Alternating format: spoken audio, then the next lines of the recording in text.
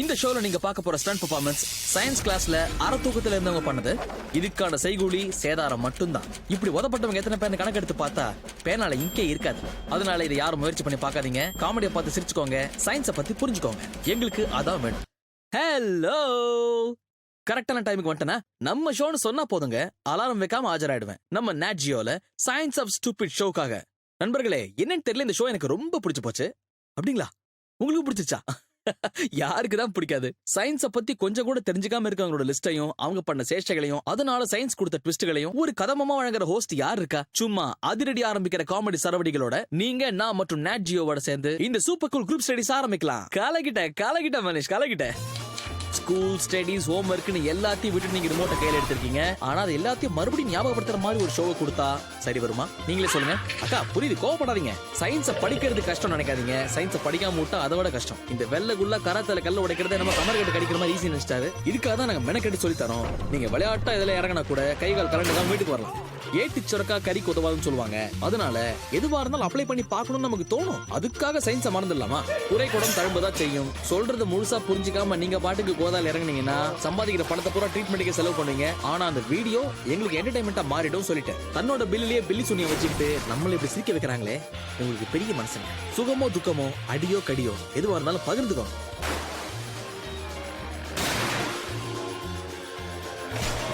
என் ஷோவை பத்தி நானே புகழ்ந்தா ரொம்ப போர் அடிக்கும். அதனால சயின்ஸ் ஆஃப் ஸ்டூபிட பாருங்க. 4 பேருக்கு நீங்களே எடுத்து சொல்லுங்க. என்னடா 2 பேர் ஒழுங்கு புள்ள மாதிரி உட்காந்துருக்காங்கன்னு பாக்குறீங்க? ஏர் பேக் வேலை செய்தான்னு பாக்குறாங்க. இனிமே வேலை செய்யாது. டிரைவருக்கு பக்கத்துல இப்படி பிகினியை போட்டு குதிச்சிட்டு இருந்தா என்ன ஆகும்? ஓட்டுநர் கட்டுப்பாட்டை இழந்து கிளம்பிடுவாரு. ஆனா விழுந்ததை பார்த்தா சற்று சந்தேகமா தான் இருக்கு.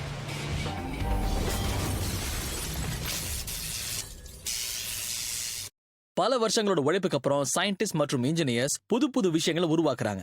அதுல நம்மளுடைய பாதுகாப்புக்காக சில சேஃப்டி ப்ராடக்ட்ஸையும் கண்டுபிடிக்கிறாங்க. அதுல ஒண்ணுதான் ஏர் பேக். இதுல சில முந்திரி கொட்டை என்ன பண்றாங்க, ஸ்கூல் பேக்ல ஸ்கூல் இருக்காது, அதனால ஏர் பேக்ல ஏர் இருக்குமான்னு செக் பண்ணி பாக்குறாங்க. அதனால வர கொடூரமான விளைவு பத்தி அவங்க யாரும் யோசிக்கிறது இல்ல. எப்படி உங்களுக்கு இவ்வளவு அறிவு வந்து நினைச்சு எனக்கே ஆனந்த கண்ணீர் வருதுங்க. இன்றைய முதல் போனே, கர்த்தராகிய இயேசுவே, உமது பிள்ளைகளை நீர் காப்பாற்றும் ஐயா. சயின்ஸ் அறிவில்லாத இந்த சாத்தான்களை எங்கள் ஷோவை பார்க்க வையும் ஐயா. கர்த்தரே. அடுத்து நீங்க பார்க்க போறது எங்களை செஞ்ச கேட்கலீங்க, இது சில மக்களுங்க செஞ்ச கேக்கு. உன் கல்யாணத்துக்கு நாங்க மொய் வைக்கணுமா? வைக்கிறேன்டா. வாரே வா, இவங்கதான் குடும்ப குத்து விளக்கு. அவனை தூக்கி போட்டு குத்துங்க சொல்றேன். ஏர்வாடியில் இருக்க வேண்டியதுங்கெல்லாம் ஏர் பேக் சோதிக்கிற வீடியோவை பார்த்து சிரிச்சீங்க, சந்தோஷம். பட் இந்த ஏர் பேக் இன்ஜினியர்ஸால கண்டுபிடிக்கப்பட்ட ஒரு அரிய விஷயம். இந்த கண்டுபிடிப்பு ஒரு மிகப்பெரிய சாதனையை படைச்சிருக்கு. அது என்னன்னா, ஆக்சிடென்ட்ஸ் ஏற்படும் போது முக்கியமா தலையில அடிப்படுறவங்களோட எண்ணிக்கை இது மூலமா 30% கம்மியா இருக்கான். இதுக்கு பின்னாடி இருக்கிற சயின்ஸ் என்னன்னு நாம நிச்சயமா தெரிஞ்சுக்கணும். உங்கள பல பேருக்கு தெரிஞ்சிருக்கும், ஏர் பேக்ஸ் ரொம்ப ஃபாஸ்டா ஓபன் ஆகும். அதோட டைமிங் வெறும் 30 மில்லி செகண்ட்ஸ் தான். அதனாலதான் கார் ஆக்சிடென்ட்ஸ் ஆகும்போது பேசஞ்சர்ஸ்க்கு அடிபடுறதுக்கு முன்னாடியே இந்த ஏர் பேக்ஸ் ஓபன் ஆயிடுது. இதனால ஏற்படுற ஷாக்ஸ் அப்சர்வ் பண்ணதுக்கு அப்புறமா இதுக்குள்ள இருக்கிற காத்து கொஞ்சம் கொஞ்சமா வெளியே வந்துருது. அப்படி இந்த காத்து வெளியே வராம போச்சுன்னா கூட பலமான அடிபடுறதுக்கு நிறைய வாய்ப்பு இருக்கு. ஏன்னா இந்த ஏர் பேக்ஸ் ஓபன் ஆகுறது 400 km/h ஸ்பீட்ல இருக்கும். அதனால இதோட ஃபோர்ஸ் ஒரு ப்ரொஃபஷனல் பாக்ஸர் கிட்ட ஒரு பஞ்ச் வாங்கினா எப்படி இருக்கும், அந்த இம்பாக்டை ஃபீல் பண்ண முடியும். வாங்கனே, இதுல எப்படி பஞ்ச் கிடைக்கும் நீங்க செந்தில் கேட்கற மாதிரி கேட்கறது புரியுது. அதை டெஸ்ட் பண்ணி நாம எதுக்கு தேவையெல்லாம் வாங்கி கட்டிக்கணும்? இதுக்காக 2 வாலண்டியர்ஸ் வந்திருக்காங்க. அவங்க வாங்குவாங்க, நாம கத்துக்கலாம். வாஷிங் மிஷின் உருட்டின்னு வந்திருக்காங்க. இது வாஷிங் இல்லைங்க, டெஸ்டிங். இது நிஜமாவே ஒரு பாம்பு வெடிக்கிற எஃபெக்ட் கொடுக்கும். என்ன கேட்டா, பழைய வாஷிங் மிஷினை பேப்பர் காரங்கிட்ட போட்டு பேரிச்சம்பழம் வாங்கி சாப்பிடுறதும் நிறுத்திக்கலாம். இங்க இன்னொரு விஷயத்தை நான் தெளிவுபடுத்திக்க விரும்புறேன். ஏர் பேக்ஸ்னால மட்டுமே நீங்க காப்பாற்றப்படுவதில்லை. வண்டியில இருக்கிற பேசஞ்சர்ஸ்க்கும் ஏர் பேக்ஸ்க்கும் நடுவில் இருக்கிற குஷனிங், அதுக்குள்ள இருக்கிற காத்து கொஞ்சம் கொஞ்சமா வெளியே வருது. அதுக்கு பேர் தான் டிஃப்ளேஷன். இதை நீங்க கார்லயே விடுறது சால சிறந்தது. அதை கழட்டி செக் பண்ணணும்னு நினைக்கிறவங்களுக்கு, நீங்க ஒரு அப்பாவா உங்க குழந்தைங்களோட சீசா விளையாடணும்னு நீங்க ரொம்ப ஆசைப்படுறீங்களா? ஆசைப்படுறதுக்கு முன்னாடி உங்க குழந்தைக்கு இந்த வீடியோ ஒரு வாட்டி காமிச்சிருங்க. அதுக்கப்புறம் உங்க குழந்தை எப்படி ரியாக்ட் பண்ணுதுன்னு மட்டும் பாருங்க. குழந்தைய குஷிப்படுத்தணுங்கிறதுக்காக இந்த ஏர் பெட்டை சீசாவை மாத்தி எப்படி ஜாலியா விளையாடுற பாத்தீங்களா? அந்த குழந்தைய என்ஜாய் பண்ணி அதை ஒன்ஸ் மோர் கேக்குதுன்னா பாத்துக்கோங்க. வாவ். ஓ உலக குழந்தைகளே, உங்க அப்பாவை இதே மாதிரி குதிச்சிட்டு போறாரு. அம்மா, இந்த அப்பா ரொம்ப தப்பா விளையாடுறாங்க. எனக்கு இந்த அப்பா வேண்டாம். என் மனதில் உள்ளதை சொல்லிவிட்டா என் செல்வமே. இந்த பனிமலை எல்லாம் பாத்தீங்கன்னா வெள்ளாவில போட்டு வெளுத்த மாதிரி வெள்ள வெளையேன்னு இருக்கும். குளிர் அடக்கிறதுக்கு புசு புசுன்னு ட்ரெஸ் போட்டிருப்பாங்க. மண்டைக்கு தொப்பி, கையில கிளவுஸ், கால்ல சாக்ஸ் எல்லாம் இருக்கும். இதெல்லாம் விளையாடுறதுக்கு தான். ஆனா இந்த மாதிரி விளையாட்டை விளையாட தெரிஞ்சவங்களோட விளையாடுனீங்கன்னா அழகா கண்ட்ரோல்டா இருக்கும். ஆனா இந்த ஸ்லெட்ஜஸ் நம்பி பனில இறங்கினதுக்கு அப்புறம் தானே தெரியுது கூட இருக்கவன் சரியில்லைன்னா கொடை சாயறது நிச்சயங்கிறது கருத்து. இந்த மாதிரி இடத்துல நம்ம சிக்னல் ஜீப்ரா கிராசிங்ல எதிர்பார்க்க கூடாதுங்க. நாலா பக்கமும் சுத்தி முத்தி பார்க்கணும். அசந்தா கொண்டாந்து நேரா விட்டுருவானுங்க. ஐயோ சாரி சார். என்னங்க என்ன கை விட்டுறீங்க, நான் சொல்றத காதுல வாங்குங்க. சாரிங்க, நான் என்ன பண்றது நீங்களே சொல்லுங்களேன். இந்த மாதிரி கொடுமையான வீடியோ எல்லாம் காட்டுறதுக்கு எனக்கே கொஞ்சம் கஷ்டமா தான் இருக்கு. ஸ்லெட்ஜஸ் நீங்க இந்த மாதிரிலாம் யூஸ் பண்ணீங்கன்னா அதோட அதை நிறுத்துறத பத்தி நீங்க யோசிக்கவே தேவையில்லை. ஏன்னா புலம்பி பலன் இல்லை, எங்கேயுமே அது நிக்காது. வெல், இதுக்கு பின்னாடி இருக்கிற சயின்ஸ் நீங்க தெரிஞ்சுக்கிட்டீங்கன்னா உங்க கேள்விக்கான விடை அப்பவே உங்களுக்கு கிடைச்சிரும். ஐஸ் கட்டி மாதிரியே ஸ்னோ மேலேயும் தண்ணி ஒரு லேயர் மாதிரி ஃபார்ம் ஆயிருக்கும். அதனாலதான் ஸ்லெட்ஜ் இந்த சர்ஃபேஸ் மேல நான் ஸ்டாப்பா வழுக்கிட்டே போகுது. இந்த லேயர் ரொம்ப சின்னதா இருக்கிறதுனால இது லூப்ரிகேஷன் மாதிரி வேலை செய்யுது. அதே சமயத்துல ஃபிரிக்ஷனையும் குறைக்குது. இதனால ஸ்லெட்ஜ் வழுக்கிட்டு போகுது. நியூட்டன் சாரோட ஃபர்ஸ்ட் லா பிரகாரம் பாத்தீங்கன்னா எதிர்வினை இல்லாத எந்த ஒரு பொருளும் பெறலாம சும்மா போய்கிட்டே இருக்கும்.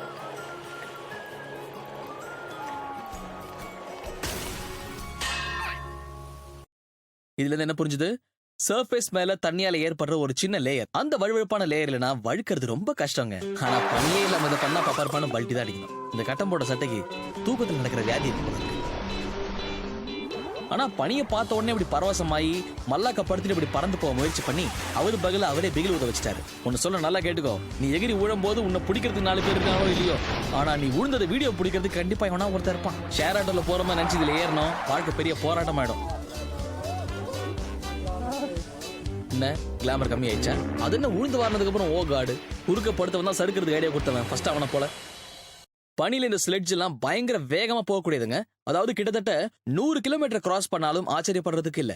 அப்புறம் உங்களுக்கு நியூட்டன் சாரோட லாவ் பத்தி நல்லா தெரியும்ல. அவர் என்ன சொல்றாரு? தம்படோ, என்னோட முதல் லா ஆஃப் மோஷன் பிரகாரம் பாத்தீங்கன்னா ஒரு பொருளை இன்னொரு பொருள் கிளப்பி விட்டுருச்சுன்னா எதிர்வினை இல்லாத வரைக்கும் பொருள் நிக்காது తెలుసா? நேரம் நல்லா இல்லைன்னா நேரா போய் முட்டிப்போம், வளர்ப்பு சரியில்லைன்னா தடுப்புல போய் முட்டிப்போம். இதுதான் நாம வளர்த்த நாயா இருந்தாலும் நேரம் சரியில்லைன்னு சொன்னாக்கா எந்த நாயும் சொன்னா கேட்கும். இந்த நாயை கூட்டிட்டு வராதீங்க, நான் அப்பவே சொன்னேன், என்ன கிண்டல் பண்ணீங்க. நாம சருவல்ல சும்மா சர்ன்னு வரும்போது குறுக்க எவனாவது ரெண்டு பேட்டி கேட்டானா அவனை ஒரே தூக்கு. பேட்டி எடுக்க வந்த ஒரு பெல்ட் அடிச்சு அந்த புல்லட்டின்ல போட சொல்லு.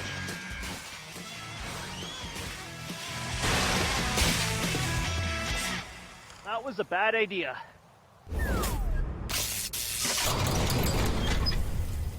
பார்க்கோருங்கிறது ஒரு அசட்டுத்தனமான துணிச்சலான ஸ்போர்ட்டுங்க. இதை கண்டுபிடிச்ச நாடு பிரான்ஸ். இதை ஒரு பூனை மாதிரி இல்ல ஒரு குரங்கு மாதிரி இல்ல ஒரு மாஸ் ஹீரோ மாதிரின்னு சொல்லலாம். அவங்கள மாதிரியே ஒரு அசாத்தியமான சக்தியோட செவுத்துக்கு செவுத்து தாவறது, இந்த தெருவு தெரு ஓடுறது, இதெல்லாம் இந்த மாதிரி நிறைய வீடியோஸ் இருக்கு.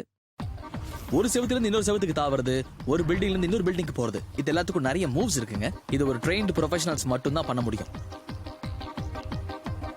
அடேங்கப்பா, இதுக்கு ஒழுங்கா படிக்கட்டுல இறங்கி கீழே போயிருக்கலாம்.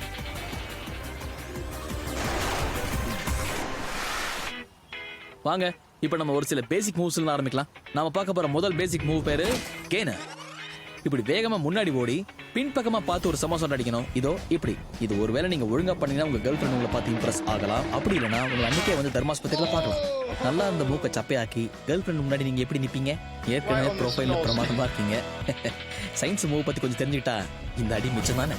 போஸ் கொடுத்தது போதும், கிளாஸ் ஸ்டார்ட் ஆக போகுது. எந்திரி மேன். நீங்க வேற ஹரிசான்டல் ஸ்பீட ரொட்டேஷனா மாத்துறதுல தான் உங்களோட திறமையே அடங்கி இருக்கு. நம்ம எக்ஸ்பெக்ட் பண்றத பாருங்க. கைகளை மேல உயர்த்தி அவரோட உடம்ப சுழல வைக்க முயற்சி பண்றாரு. அதே நேரத்துல சுத்துறதுக்கு ஈஸியா இருக்கணுங்கிறதுக்காக அவரோட கால்களையும் மேல கொண்டு வராரு.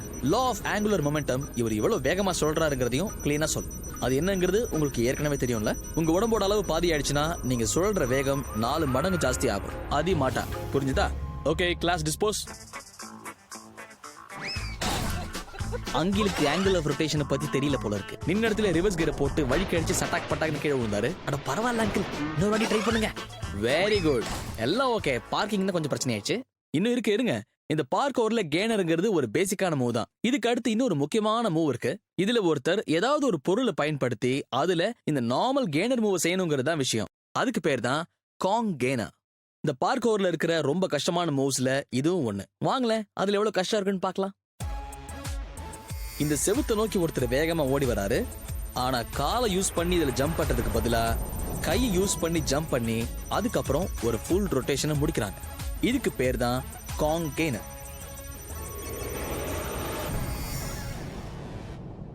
ஆனா இதுல கூட கேனரோட மூவ் மாதிரியே இதுல சயின்ஸோட ரூல்ஸும் முக்கியமா இருக்கு. அதோட காமன் சென்ஸையும் பயன்படுத்த வேண்டிய கட்டாயத்துல நாம இருக்கோம் ப்ரோ. நீ குப்பால கூட லாக்கிலன்னு வீட்டுல திட்டாங்க போல இருக்கு. அதனாலதான் குப்பை தொட்டி மாதிரி ஷேப்ல எது இருந்தாலும் அதுல ஊச்சிறாரு. ஜம்ப் பண்ணும்போது உடம்போட லெங்க்தை குறைச்சாதானே நீங்க சுழல முடியும். இது தெரியலையே. அப்பதான் நீங்க சுத்துற வேகம் 4 மடங்கு ஜாஸ்தி ஆகும். அப்பா இப்ப பாத்தீங்களா, இவர் சுத்துறத மறந்தாரு. இப்ப தலை சுத்துமே. தம்பி எங்க தப்பு பண்ணா தெரியுமா? உடம்பு சுத்துங்க தம்பின்னு சொன்னா காத்துல காலை நீட்டி படுத்திருக்காரு. அங்க என்ன தலகாணியா போட்டு வச்சிருக்காங்க. ஆனா இவ்வளவு சம்பவத்தையும் ஒருத்தன் அசராம நின்னு வீடியோ எடுக்கிறான் பாருங்க. அவனை கூப்பிட்டு வச்சு விழா எடுக்கலாம். அடுத்த யாரோ ஒருத்தர் வித்தியாசமா பண்ண போறேன்னு சொல்லி வேலிக்கு டிச்சு விட்டாரு. நல்ல வேலை, மண்டையில வளமான களிமண் இருந்ததுனால ஒன்னும் ஆகல. உங்க மண்டைய மக்கள் காட்டுங்க. அதுல ஒரு ரோஜா பூவிங்க தம்பி, கிடுகிடுன்னு வளரும்.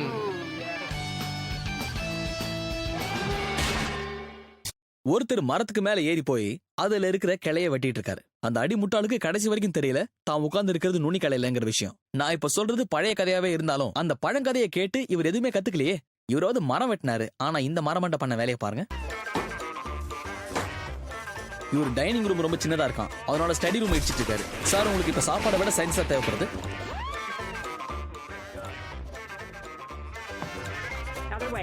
வாப்பா.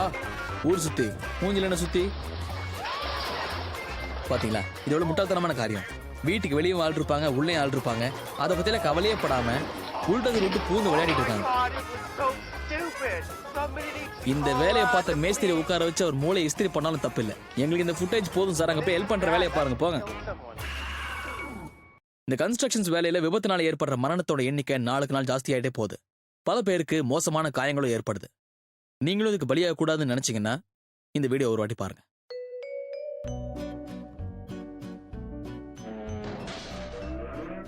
எவ்வளவு வெயிட் வச்சாலும் அந்த பில்டிங் கீழே விழாத மாதிரி தான் ஒரு பில்டிங்கை எப்பவும் டிசைன் பண்ணுவாங்க. அந்த பில்டிங் நீங்க உடைக்கணும்னு முடிவு பண்ணி சுவத்துல இருந்து இடிக்க ஆரம்பிச்சீங்கன்னா அதனால ஏற்படுற விளைவு ரொம்ப மோசமா இருக்கும். நீங்க கீழே வந்து இடிக்க ஆரம்பிச்ச உடனே மேல இருக்கிற வெயிட் எல்லாம் கீழே வந்து உங்க தலைமையிலேயே விடும். அதனாலதான் சேஃப்டியா எப்பவுமே மேல் பகுதியிலிருந்து நீங்க வேலையை ஆரம்பிக்கணும். ஒவ்வொரு பாகங்களையும் தனித்தனியா எடுக்க நீங்க முயற்சி பண்ணணும். இதுதான் முறை. கூரையில இருந்து ஆரம்பிச்சீங்கன்னா எந்த குறையும் இல்லாம வீட்டுக்கு போலாம். வீட்டு அடிக்கிறதுக்கு சயின்ஸா எவன்டா சொன்னது அப்படின்னு வீடாப்பா பேசி ஒருத்தர் கிளம்பினாரு. சார் வீடு அப்புறம் இடிக்கல, ஃபர்ஸ்ட் பிரேக்க பிடிங்க. பெரிய ஒரு வாழ்ற இடம் அப்படி பனியில மூளை ஃப்ரெஷ்ஷா இருக்குன்றதுக்காக அப்படியே வச்சிருந்தா எப்படி கொஞ்சம் பயன்படுத்துறது.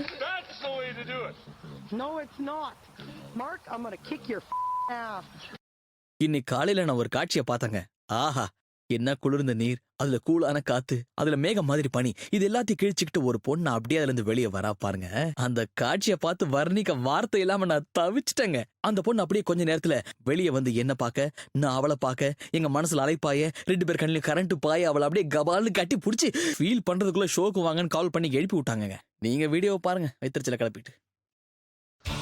இந்த அழகி அலைகளுக்கு பின்னாடி இருக்கிற அறிவியல் தெரியாம போஸ் கொடுத்துட்டாங்க.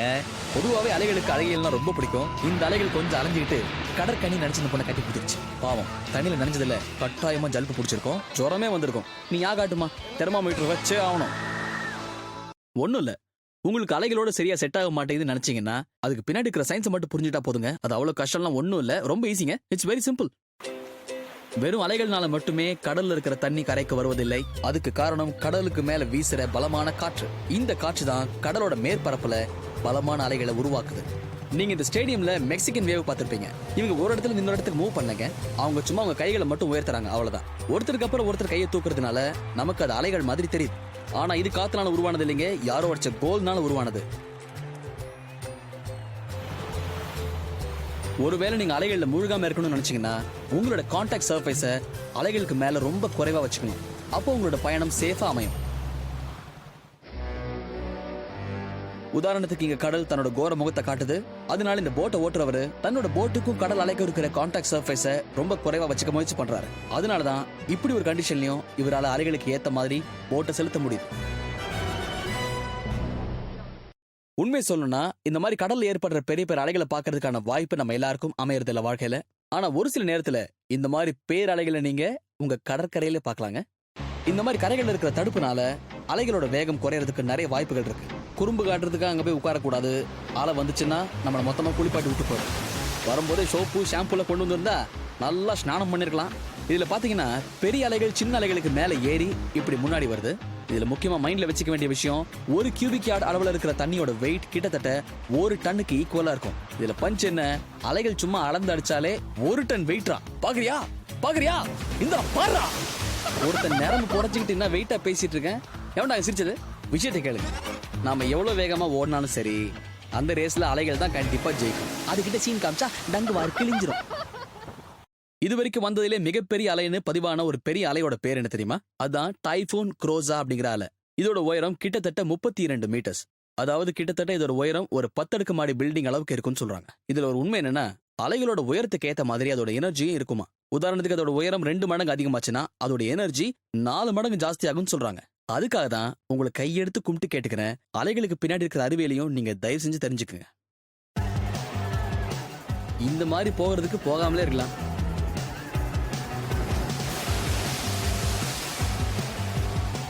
முக்கியமா கரை நெருங்கும் போதுதான் அலையோட முழு சக்தியும் வெளியே வரும்.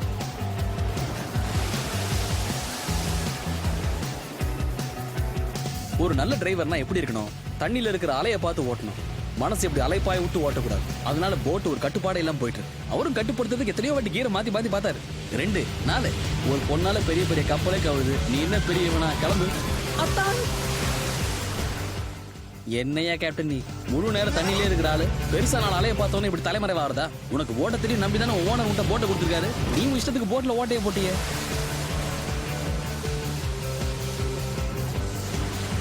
அப்படிக்கா ஏதாவது கள்ள தோணி வரும், அதுல ஏறி போயிடுங்க.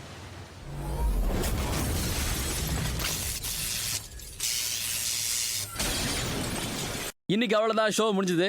அளவுக்கு மீறின அமிர்தம் நஞ்சுன்னு சொல்லுவாங்க. கொஞ்சம் ஓவர் டோஸ் ஆனா கூட அதுக்கு நிச்சய சைடு எஃபெக்ட்ஸ் உண்டு. அதே மாதிரி தான் அறிவியலை மீறி நடந்தீங்கன்னா கண்டிப்பா உங்களை ஆபத்து சூழும். அளவோட சயின்ஸ் உங்களுக்கு சொல்லி தரும். அதனால இன்னைக்கு நம்ம இதோட முடிச்சுக்கலாம், சரியா? உங்களுக்கு எல்லாம் தெரிஞ்சதுங்கிறத நான் எக்ஸாமினேஷன் வச்செல்லாம் கண்டுபிடிக்க முடியாது, அது ரொம்ப கஷ்டம். ஆனா ஒரே ஒரு அட்வைஸ், இந்த ஷோல வர எதையும் நீங்க வீட்டுல ட்ரை பண்ணி பார்க்க கூடாது. ஆனா பார்த்து என்ஜாய் பண்ணுங்க. Science of stupid.